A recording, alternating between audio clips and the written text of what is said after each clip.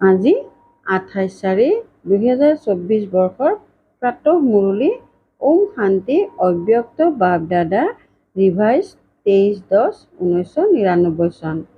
আজি বাবাই কৈছে সময়ৰ আহ্বান দাতা হোৱা। আজি সৰ্বশ্ৰেষ্ঠ ভাগ্য বিধাতা সৰ্বশক্তিৰ দাতা বাপদাদাই চাৰিওফালৰ সকলো সন্তানক দেখি হৰ্ষিত হৈ আছে হওক। লাগিলে মধুবনত সন্মুখত আছে বা দেশ বিদেশত স্মৃতিত শুনি আছে, চাই আছে, য'তেই বহি আছে, কিন্তু অন্তৰেৰে সন্মুখত আছে। সেই সকলো সন্তানক দেখি বাপদাদা হৰ্ষিত হৈ আছে। তোমালোক সকলো হৰ্ষিত হৈ আছা নহয়? সন্তানো হৰ্ষিত আৰু বাপদাদাও হৰ্ষিত। আৰু এই অন্তৰৰ সৰ্বকালৰ আনন্দ গোটেই জগতৰ দুখ দূৰ কৰোতা হয়।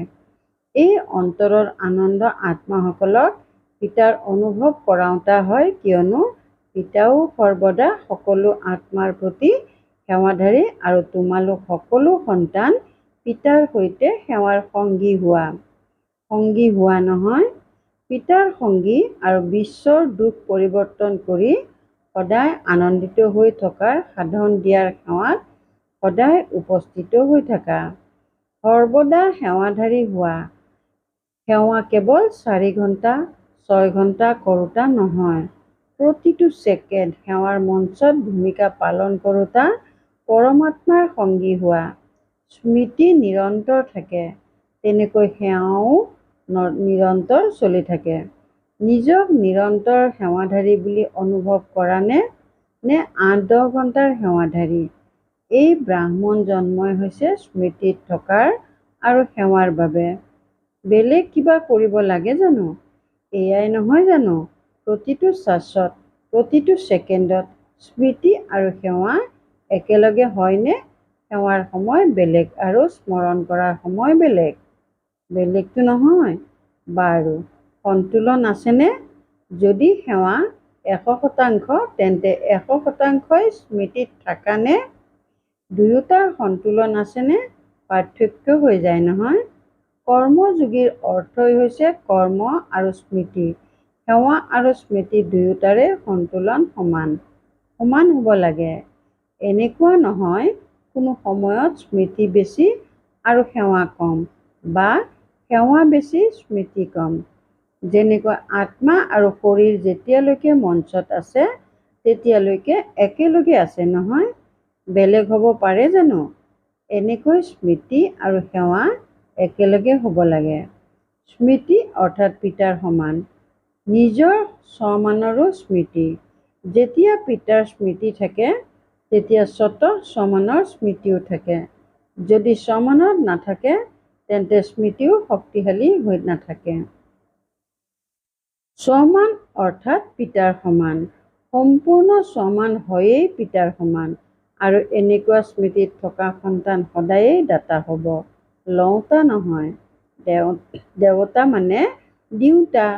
গতিকে আজি বাপদাদাই সকলো সন্তানৰ দাতাবোধৰ অৱস্থা পৰীক্ষা কৰি আছিল যে কিমানলৈকে দাতাৰ সন্তান দাতা হৈছা। যেনেকৈ পিতাই কেতিয়াও লোৱাৰ সংকল্প কৰিব নোৱাৰে, দিয়াৰ কৰে। যদি কয়ও পুৰণা সকলো দি দিয়া, তেতিয়াও পুৰণাৰ সলনি নতুন দিয়ে। পিতাৰ ক্ষেত্ৰত লোৱা মানে দিয়া। গতিকে বৰ্তমান সময়ত বাপদাদাৰ সন্তুলনৰ এটা বিষয় বহুত ভাল লাগিল। কোনটো বিষয়? বিদেশৰ বিষয়? কোনটো? গতিকে বাপদাদাই চাই আছিল যে সন্তানসকলৰ বাবে সময়ৰ আহ্বান কি। তোমালোকে দেখিবলৈ পোৱা বিশ্বৰ কাৰণে, সেৱাৰ কাৰণে বাপদাদা সেৱাৰ সংগীতো হয়েই, কিন্তু বাপদাদাই দেখিবলৈ পায় যে সন্তানসকলৰ কাৰণে এতিয়া সময়ৰ আহ্বান কি। তোমালোকেও বুজি পোৱা নহয় যে সময়ৰ আহ্বান কি। নিজৰ কাৰণে ভাবা, সেৱাৰ প্ৰতিটো ভাষণ দিলা, দি আছা নহয়, কিন্তু নিজৰ কাৰণে নিজকেই সোধা যে মোৰ কাৰণে সময়ৰ আহ্বান কি। বৰ্তমান সময়ৰ আহ্বান কি? সেয়েহে বাপদাদাই চাই আছিল যে এতিয়াৰ সময় অনুসৰি সকলো সময়ত প্ৰতিগৰাকী সন্তানে দাতাবোধৰ স্মৃতি আৰু বঢ়াব লাগে। স্ব উন্নতিৰ প্ৰতি দাতাবোধৰ ভাৱ বা সকলোবোৰৰ প্ৰতি স্নেহ জাগ্ৰত ৰূপত দেখা দিয়ক। কোনোবা যেনেকুৱাই নহওক, যিয়েই নহওক মই দিব লাগে। গতিকে দাতা সদায়েই বেহদৰ বৃত্তিধাৰী হ'ব, হদৰ নহয়, আৰু সদায় দাতা সম্পূৰ্ণ সম্পন্ন ভৰপূৰ হ'ব। দাতা সদায়েই ক্ষমাৰ মাষ্টৰ সাগৰ হ'ব। এইটো কাৰণত যিবিলাক হদৰ নিজৰ সংস্কাৰ বা আনৰ সংস্কাৰ সেয়া জাগ্ৰত নহ'ব, নিষ্ক্ৰিয় হৈ থাকিব। মই দিব লাগে, কোনোবাই দিয়ক বা নিদিয়ক, মই দাতা হ'ব লাগে।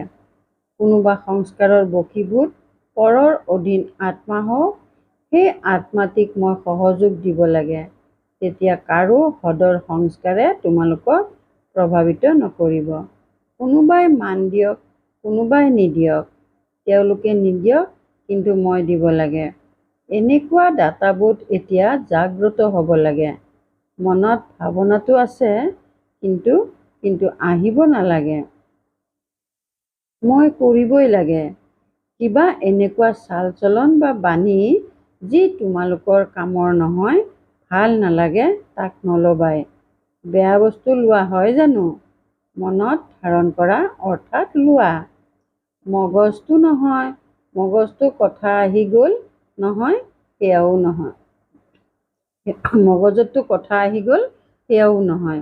যিহেতু হয়েই বেয়া বস্তু, ভাল নহয়, তেন্তে মগজ আৰু অন্তৰত নলবা, মানে ধাৰণ নকৰিবা। আৰুহে লোৱাৰ পৰিৱৰ্তে শুভ ভাৱনা, শুভ কামনা দাতা হৈ দিয়া। নলবা, কিয়নো এতিয়া সময় অনুসৰি যদি অন্তৰ আৰু মগজ খালী নহয়, তেন্তে নিৰন্তৰ সেৱাধাৰী হ'ব নোৱাৰিবা। অন্তৰ বা মগজ যেতিয়া কোনো কথাত ব্যস্ত হৈ গ'ল, তেন্তে কি সেৱা কৰিবা? তেতিয়া যেনেকৈ লৌকিকত কোনোবাই 8 ঘণ্টা, কোনোবাই 10 ঘণ্টা কাম কৰে, ইয়াতো তেনেকুৱাই হৈ যাব। 8 ঘণ্টাৰ সেৱাধাৰী, 6 ঘণ্টাৰ সেৱাধাৰী, নিৰন্তৰ সেৱাধাৰী হ'ব নোৱাৰিবা। লাগিলে মনেৰে সেৱা কৰা, লাগিলে বাণীৰে বা কৰ্ম অৰ্থাৎ সম্বন্ধ সম্পৰ্কৰে প্ৰতিটো ছেকেণ্ড দাতা অৰ্থাৎ সেৱাধাৰী। মগজ খালী ৰাখিলে পিতাৰ সেৱাৰ সঙ্গী হ'ব পাৰিবা। অন্তৰ সদায় স্বচ্ছ কৰি ৰাখিলে নিৰন্তৰ পিতাৰ সেৱাৰ সঙ্গী হ'ব পাৰা। তোমালোক সকলোৰে প্ৰতিজ্ঞা কি? একেলগে থাকিম, একেলগে যাম। প্ৰতিজ্ঞা কৰিছা নহয়? নে আপুনি আগত থাকক, মই পিছে পিছে যাম, এনেকুৱাতো নহয়। একেলগে থকাৰ প্ৰতিজ্ঞা কৰিছা নহয়? গতিকে পিতা সেৱা অবিহনে থাকে জানো? স্মৃতি অবিহনেও নাথাকে। যিমান পিতা স্মৃতিত থাকে, সিমানখিনি তোমালোকে পৰিশ্ৰমেৰেই থাকা, কিন্তু পৰিশ্ৰম কৰি মনোযোগ দি। আৰু পিতাৰ কাৰণে আছেইনো কি? পৰম আত্মাৰ কাৰণে আত্মাসকলেই আছে। ক্ৰমানুসৰি আত্মাসকলতো হয়েই। সন্তানসকলৰ স্মৃতি অবিহনে পিতা থাকিবই নোৱাৰে। পিতা সন্তানসকলৰ স্মৃতিৰ অবিহনে থাকিব পাৰে জানো? তোমালোক থাকিব পাৰানে? কেতিয়াবা কেতিয়াবা দুষ্ট হৈ যোৱা। তেন্তে কি শুনিলা? সময়ৰ আহ্বান দাতা হোৱা। আৱশ্যকতা বহুত আছে। গোটেই বিশ্বৰ আত্মাসকলৰ আহ্বান, হে আমাৰ ইষ্টটো হোৱা নহয়, কিবা নহয় কিবা ৰূপত সৰ্ব আত্মাৰ কাৰণে ইষ্ট হোৱা। সেয়েহে এতিয়া সকলো আত্মাৰে আহ্বান, হে ইষ্টদেৱ দেৱীসকল পৰিৱৰ্তন কৰক। এই আহ্বান শুনিবলৈ পোৱা নে? পাণ্ডৱসকলে এই আহ্বান শুনিবলৈ পোৱা নে? শুনি আকৌ কি কৰা? শুনিবলৈ পোৱা, তেন্তে অৱলম্বনৰ ব্যৱস্থা কৰা নে? ভাবা যে হয় কৰিম। আহ্বান শুনিবলৈ পোৱা নে? সেয়েহে সময়ৰ আহ্বান শুনোৱা আৰু আত্মাসকলৰ আহ্বান কেৱল শুনা, এনেকুৱা নেকি? গতিকে ইষ্ট দেৱ-দেৱীসকল, এতিয়া নিজৰ দাতাবোধৰ ৰূপ জাগ্ৰত কৰা, দিব লাগে। কোনো আত্মা যাতে বঞ্চিত হৈ থাকি নাযায়। নহ'লেতো আপত্তিৰ মালা পিন্ধিব লাগিব। আপত্তিটো কৰিব নহয়, তেন্তে আপত্তিৰ মালা পিন্ধোতা ইষ্ট হোৱা নে ফুলৰ মালা পিন্ধোতা ইষ্ট হোৱা? এনেকুৱা ইষ্ট হোৱা, সূৰ্য হোৱা নহয়। এনেকৈ নাভাবিবা যে মইতো পাছত আহিছোঁ। যিসকল জ্যেষ্ঠ আছে তেওঁলোকে দাতা হ'ব, মই ক'ত হ'ম? কিন্তু নহয়, সকলো দাতা হ'ব।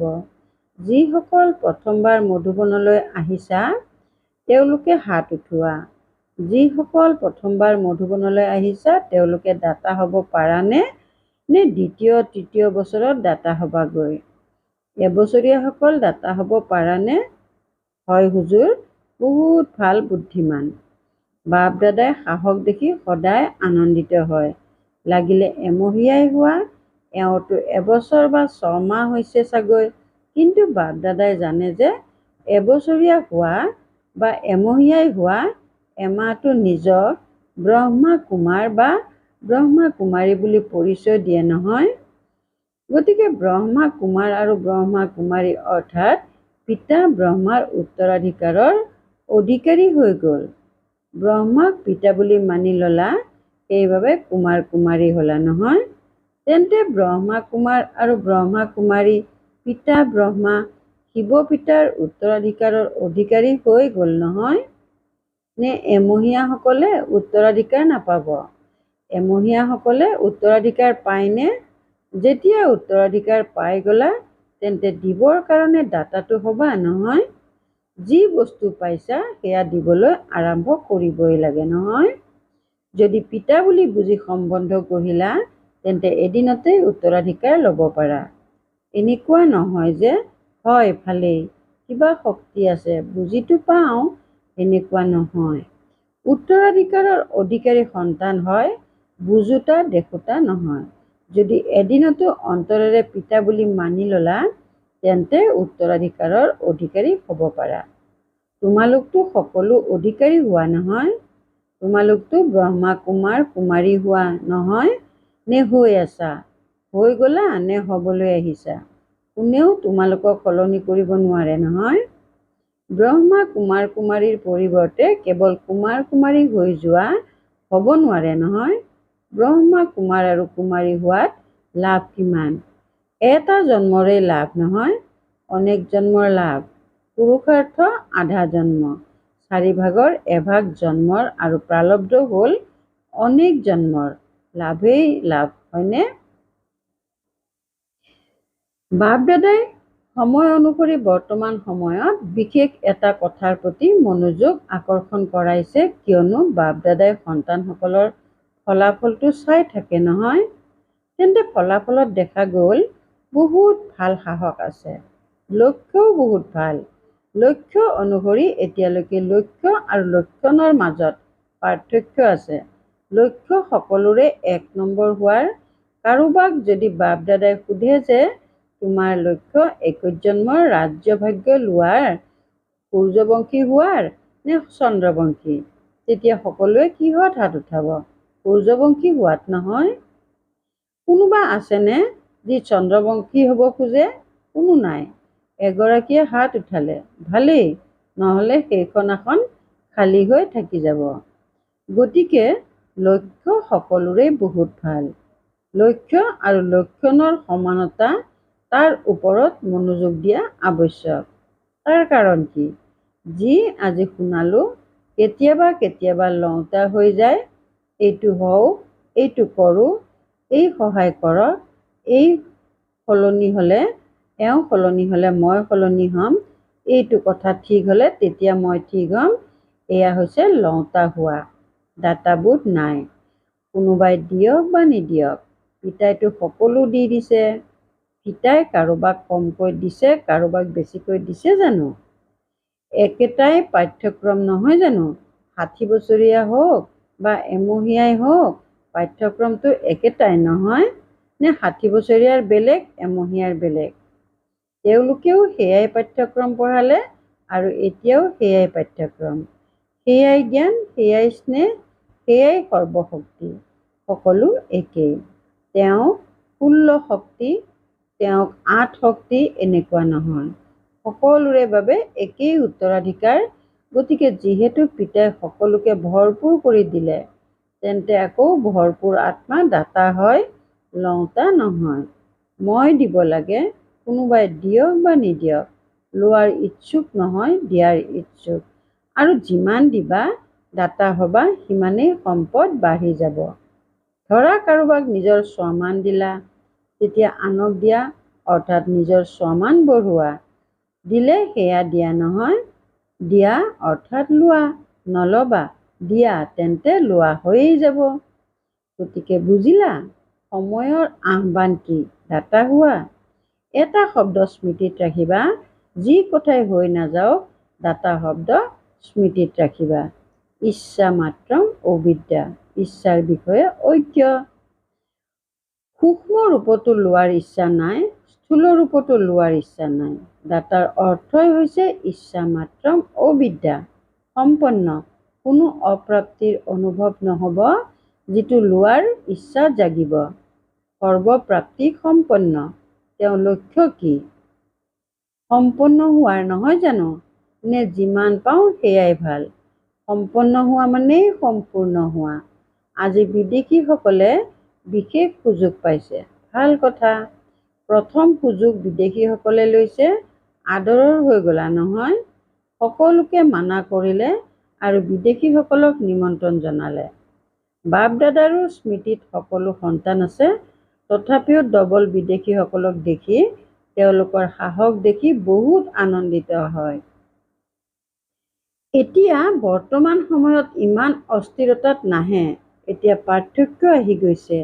আৰম্ভণিত ভাৰতীয় সংস্কৃতি, বিদেশৰ সংস্কৃতিক লৈ যি প্ৰশ্ন আছিল সেয়া এতিয়া বোধগম্য হৈ গ'ল। এতিয়া ব্ৰাহ্মণ সংস্কৃতিত আহি গ'লা। ভাৰতীয় সংস্কৃতিও নহয়, বিদেশৰ সংস্কৃতিও নহয়, ব্ৰাহ্মণ সংস্কৃতিত আহি গ'লা।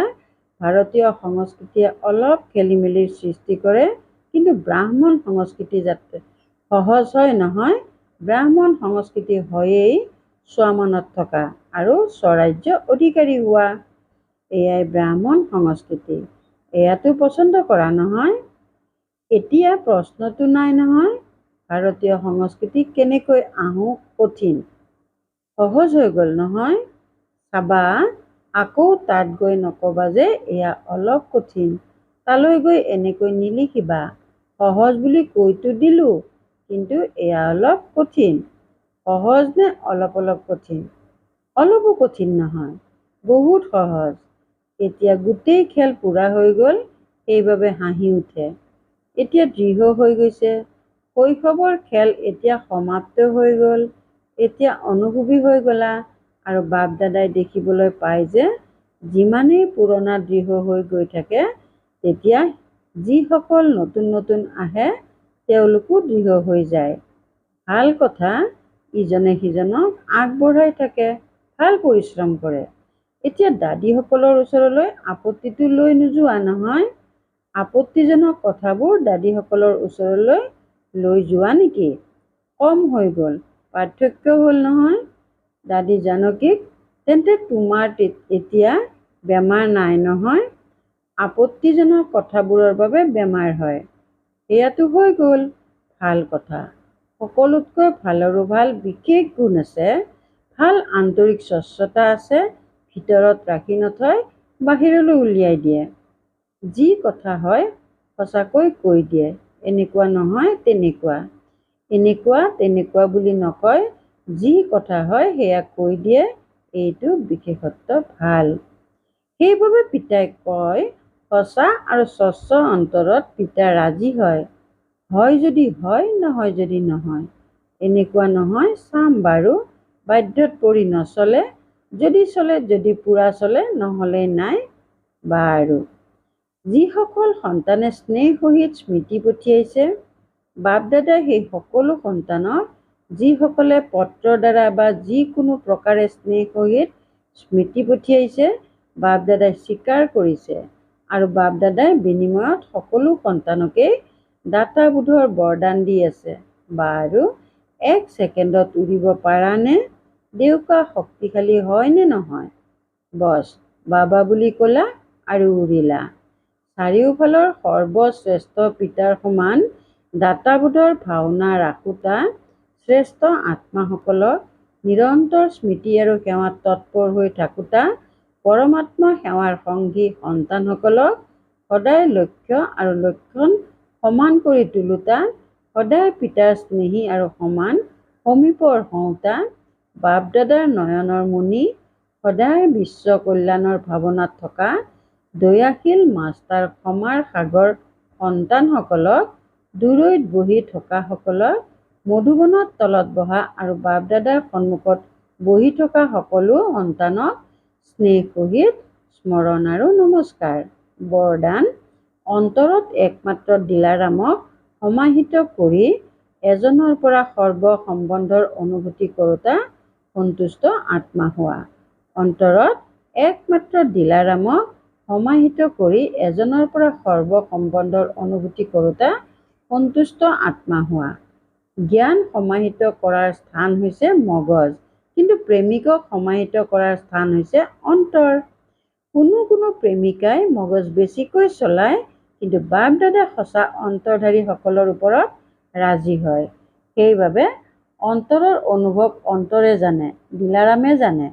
যিসকলে অন্তৰেৰে সেৱা কৰে বা স্মৰণ কৰে তেওঁলোকৰ পৰিশ্ৰম কম হয় আৰু সন্তুষ্টতা বেছিকৈ পায়। উদাৰ অন্তৰসকলে সদায় সন্তুষ্টতাৰ গীত গায়।